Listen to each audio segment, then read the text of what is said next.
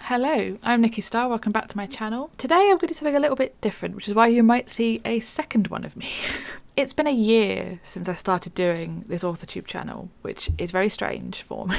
I started it back in September, just after I decided I wanted to do the millware deed, as a way of kind of tracking what I was doing, and because I just wanted to get into it and start doing some things. I thought it might be kind of interesting to go back to my first video and do a little bit of a reaction to see if my answers to the newbie tag are the same, but also just to have a bit of a reaction to me and have a little bit of a cringe at how I was like in front of a camera at the very beginning. I don't think it's much different, hopefully, but I've not watched this, so we shall see. Let's kick off the other Nikki, shall we? Hi, my name's Nikki Starr. I'm going to try and do the Orthotube newbie tag today because I'm trying to maybe set up an Orthotube channel. I have no idea what I'm doing. That's still the same. That hasn't changed. There's a lot more pauses going on. I don't think my editing is quite as sharp as it is now. Yeah, I have no idea what I'm doing still. In anything in my life, but we're going to give this a go because... That is true. Why not? Number one, what's your book's pitch? Now, I've not actually written a proper pitch for it. I'll try and give a little bit of a taster. Lilith is framed for a murder she didn't commit and sent to a prison in the outskirts of the Galactic Empire. And there she meets a bunch of other people and eventually escapes and goes on a overarching mission to seek revenge on the people that put her there in the first place. Yeah, that is still kind of what I'd say. There's a lot more to it now that I've got all the way through the series, because at this point, I think I'd written up to like halfway through book 3, and now I've drafted up to book 8, and I've read back through up until like halfway through book 8. It feels like there should be more in there, but that seemed like quite a solid pitch still from what I had. I will get better at writing pitches, hopefully, as part of this, because... It wasn't terrible. That wasn't a terrible pitch at all, Nikki. That's a bit shit, but let's move on. How would you pitch yourself?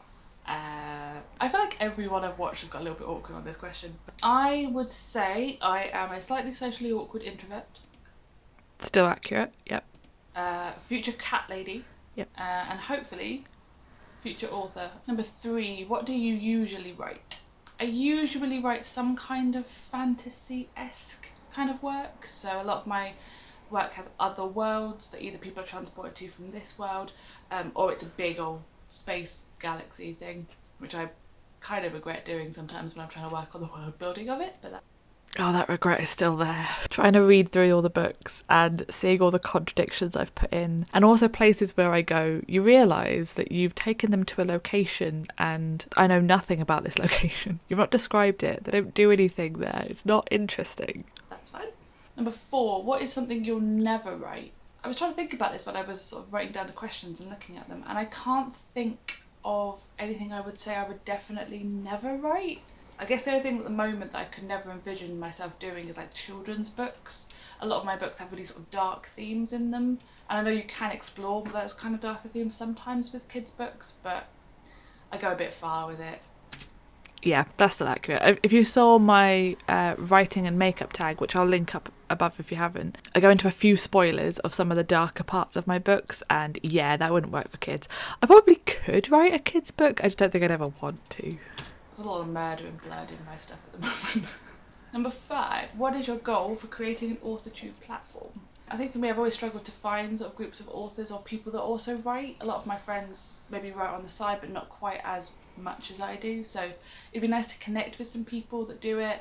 And I think as well, there might be something in the accountability side of it for me. And that if I, for example, did a video saying I was going to write so many words, that I might then be more inclined to do it. The community side of things I've not been as good at. I don't know if it's because of Milwardy or trying to do everything else that I try and do on top of Authortube. But with my new 9 to 5 that I got, actually I wasn't in the new job at this point. Did I even know about the new job? I don't think I even knew about the new job. That's what we're doing right now. So with the new 9 to 5 I had come in, and also with trying to do this Milwardy, which was madness, I haven't actually connected that much with people. What I'm hoping is that now Milwardy is out of the way and I can set myself some more realistic goals, I might be able to get involved a little bit more with Authortube stuff. So I've kind of booked out the next worldwide write-a-thon weekend. I'm hopefully I won't have anything booked in with like family or friends, and I can really get involved even if I'm not writing the whole time, like going into the chats and speaking to people. I've been kind of bad about doing that. The accountability side of it, I think it's worked. I do think I wouldn't have hit the mil wordy if I wasn't, even though I haven't got the biggest audience here, if I wasn't having the sort of self-imposed pressure to put a video out each week and kind of show what I've been doing. I don't think I necessarily would have got all the way through to the million, so I think that is fair. 6. What made you start writing? When I was a very small child, I'll say very small child, when I was a young adult, I think we were probably 11 or 12, a few of my friends in school, we all used to write, and we had a writers forum that we did between the group of us, and we used to post things out there, give little feedbacks. I looked after a certain section as well for lyrics and poems, because I also write songs, and I've done that for forever. So I haven't done any of that in like a year.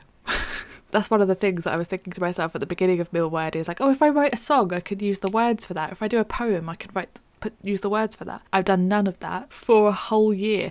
In this video, Past Nikki is sat in front of her piano, and considering it has been in our house for the whole of the quarantine, I have used that thing maybe 4 or 5 times. It's been terrible. I think it's mostly that if I get the drive to be creative, I've been trying to push it towards Mil Wordy, so I don't think I've been sat in front of the piano as much. But I must say, since Mil Wordy finished, I have actually used it twice, so we might be getting back to some normality soon. So we kind of built up this sort of platform together about writing, and from there I've kind of carried on my own and carried on writing certain books. Not any of the books that I posted on there, because they will trash. I am tempted to go back and have a look at some of them and see if I can salvage anything, because I don't feel like the overall ideas were always terrible. They were badly executed, but that's on my list at some point. I think I've still got most of the files because I don't tend to delete them, so I could go back and have a look and see just how trash they might have been. But I think when you're like 11 to 15, if you're writing in that age group, unless you are the unicorn who manages to sell something at that point, most of us are writing trash. Hope I'm not on my own on that. Number 7, what is your publishing path? So for my main series that I'm writing at the moment, I would really like to get that traditionally published, but I am also aware that there aren't that many publishers that prefer to take on a series as someone's debut book. What I'm also going to try and do this year is write essentially a standalone, but kind of in the world, so that if I can't sell my series, I might be able to sell that first. So the Mil Wordy plan at the beginning of this was a lot different to how it turned out, and if you watch any of the monthly vlogs for Mil Wordy, you'll see that. I might try and do like a montage kind of thing to show what happened over the year, but essentially I went in going with the idea that I would get book 1 of Space Pirates and a standalone up to a queryable point, but what I decided to do instead was to draft my way through the whole series so that I could come back and add in foreshadowing and lay more of a groundwork in the first book. The standalone idea, in December I read through an old book that I basically didn't realise I'd stolen some bits for the Space Pirates world, so I kind of want to drag it into the Space Pirates world. That, in the current plan, is going to be my NaNoWriMo job. So it's going to be to get like a proper first draft of that book done. It might even be a 0 draft. It depends on how much of the old books kind of wording I think I can keep. I think I might have to chuck it all out and start again, because I think I might end up switching the point of view. I might change the entire plot of it to try and make it fit in with the world, and so therefore it could become like the first book if I can't get the series sold, which I think is going to probably be likely. So that'll be November, and then I might try and start going between that and book 1 of Space Pirates to get either of them up to a queryable point. But I'm not opposed to being a hybrid author. I've done a couple of short novellas over the last couple of years that I think might be more of a self-publishing. I need to revisit those. Some of those are quite good, actually, from what I remember. They're more kind of paranormal, supernatural kind of books, so I don't think they fit entirely with the Space Pirates kind of way of thinking. They might have to be under a different name as well. They might just be too different from my style, because they almost feel a little bit more like they could be YA as well. So I'll have to think about that, but I do need to revisit those too. Kind of a book rather than a traditionally published book, so I'm not ruling anything out. I quite like the idea of hybrid, if I'm honest. I would say as well that I am leaning more towards the possibility that this series if I can't get it picked up, might be self-published. While I love the idea of traditional publishing, purely because I don't have any skills outside of the writing, but I could acquire those. I could spend time on those. So if I can't get the series queried, if I can't get it set up that way, I could at least, I could self-publish this series, providing I can get enough marketing around it. I think I can make it work. But I do like the idea of being traditionally published, mainly because I do a lot of things in my spare time, and I don't think I have the capacity at the moment to learn to market myself and do all the things that traditional publishers do for you. Yeah, that's the worry. Yeah. After having set up this channel, I've set up another YouTube channel and I do a bunch of other stuff. So most of my creative work takes about 20 to 30 hours of a week, and then I have my 9 to 5. And past Nikki is correct. Trying to learn then all of the things I would need to do to market myself as self-publishing, I'd have to focus wholeheartedly on that, which would be interesting. Or maybe I'm just lazy, I don't know. Number 8, what content do you bring to the Authortube table? In terms of what I'm hoping to bring to the channel, I'd like to do sort of vlog style things. I'd like to, what I want to do is a series where I play The Sims and try and get my sim to become a writer. We gave up on that. It was terrible. It was quite possibly one of the worst things I've ever attempted to make. It was so boring. I think I did 4 episodes and I've privated them all. But as an alternative, what I ended up doing is a whole different channel. So I've got a whole Sims channel where I'm doing building related stuff over there. And I'm focusing more on building challenges rather than Sims playthroughs, because I'm not engaging when I'm playing The Sims.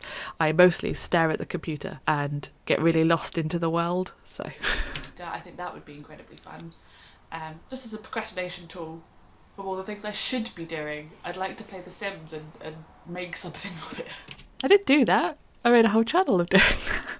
But again, it's a procrastination technique. There's a bunch of stuff I should be doing, but I'd quite like to build in The Sims. If I film it, it becomes productive.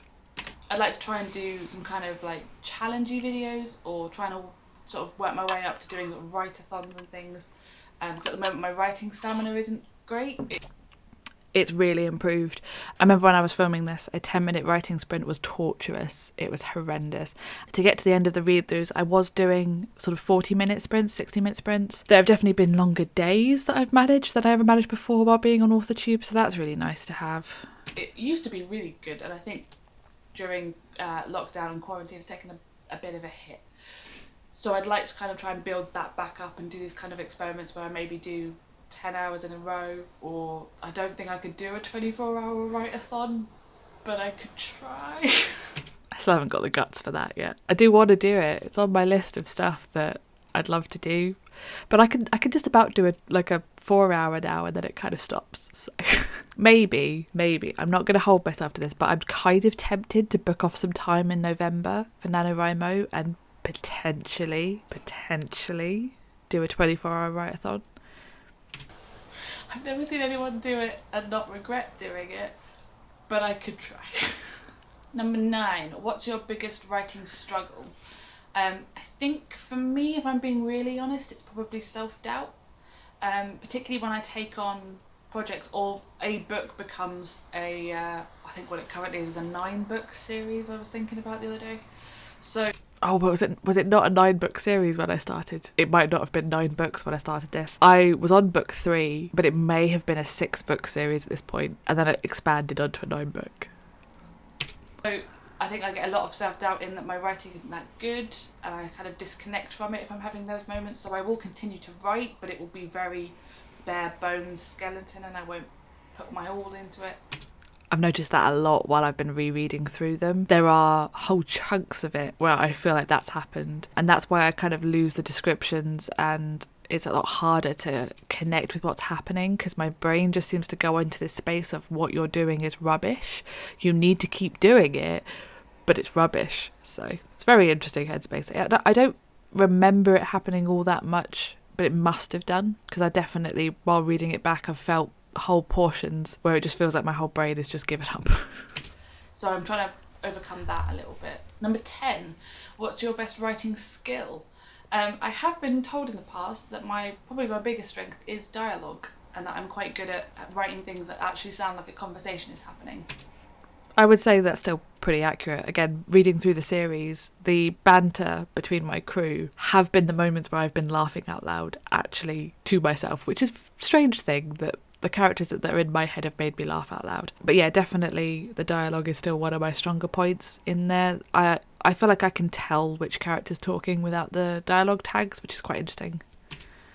I'm still not great at dialogue tags, or every so often my characters will just nod, and they nod all the time. Nodding, sighing, raising their eyebrows. It is the only thing that my characters do. It's the only reaction they have to anything, so that's fun. Or they sigh all the time. Oh god, yeah. And it's annoying. If you're new to Authortube, what is your biggest Authortube question? And I think that has to be, how do you all do it? I'm watching all these videos, people are putting out so much content. Some people have got 9 to 5, some people are writing huge amounts of work. How do people balance their time and do all of this stuff? I feel like I need to react to that, but I don't know how, because I didn't think I was going to be able to do the Milwordy. I wasn't expecting a job change. I wasn't expecting to set up a second YouTube channel. And actually, I've been a lot more consistent on this channel than I thought I would be. I think I've missed a couple of weeks, but for the most part, I think I've put out a video a week. And from October, I'm considering making that 2. So I don't know how I do it all. And again, I'm still watching people that are doing far more than me, and I have no idea how they're doing it all. But there's definitely more capacity than past Nikki thought there was, because I've got on with a lot of shit. It could also be the fact that the last year we've been required to stay in so much that I've been able to get a lot more done. And while I am so thankful that we are opening up more, and I'm so thankful people are getting vaccines and that, you know, the world can theoretically start going back to some kind of normal, it does make me think I'm going to kind of lose time, and it might be harder for me to do these things and keep up with everything. So I'm not entirely sure what's going to happen with the future of this channel, if I'm honest, in terms of what kind of videos we're going to get, because the Milwordy has given me a huge amount of structure that I just don't have now. So this will be interesting. A whole new unknown way of doing things. Number 13, are you looking for any new channels to follow, betas, CPs, or any other type of writing buddy? I don't have any kind of writing buddies really in my everyday life, so I am more than up for having some internet versions of that. That would be grand. Still correct. If you or anyone you know is looking for more writing friends, hello, I'm Nikki. Yeah, still trying to look for more channels and more people to follow. So if you are also an Authortuber, do comment down below. I feel like I follow quite a few, but I don't comment very often, which I need to get better at. If you are an Authortuber, come say hi down below and we'll get chatting. 14, what are you most excited for during this new fresh start on Authortube? I think it is the idea of being able to connect with other authors a little bit, which I haven't done, and be able to put a little bit of myself out there. So all those questions came from Jenna Streetley. I will put the link to her video in the description as well. I'll do the same on this video as well, because if anyone is trying to get into Authortube, this tag was really helpful to kind of structure an intro for me. It will be my first video and I will leave you to it. I have no idea how outros work, so bye. If it helps, I still don't really know how outro works, but I have definitely somehow come across one. So, that being said, thank you so much for watching, and I will see you in the next one.